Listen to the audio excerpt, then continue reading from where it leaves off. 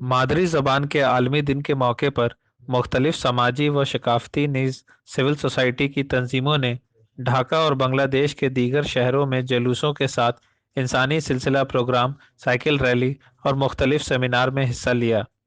अपनी जानों से हाथ धोने बैठने वाले बहादुरों को खराज अकीदत पेश करते हुए मुकर्रीन ने गम के साथ पाकिस्तान काबिज फौज की इस तहरीक को दबाने और मासूम शहरियों पर वहशियाना क्रैकडाउन के किरदार को याद किया।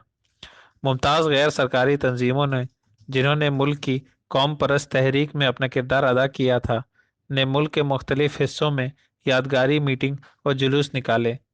मुकर्रीन ने बंगाली कौमी तहरीक के शहीद फौजियों को खराज अकीदत पेश किया और बांग्लादेश की कौमी तहरीक और आज़ादी की जद्दोजहद को दबाने की कोशिश करने वाले पाकिस्तानी तानाशाहों की हुकूमत पर तनकीद की।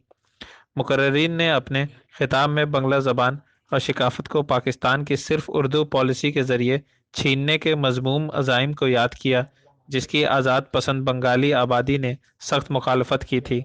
मुकर्रीन को याद आया कि बांग्लादेश पर काबू पाने के लिए पाकिस्तान के मंसूबे गैर मुस्तहकम हैं और अब भी मुख्तलिफ शक्लों में जारी हैं।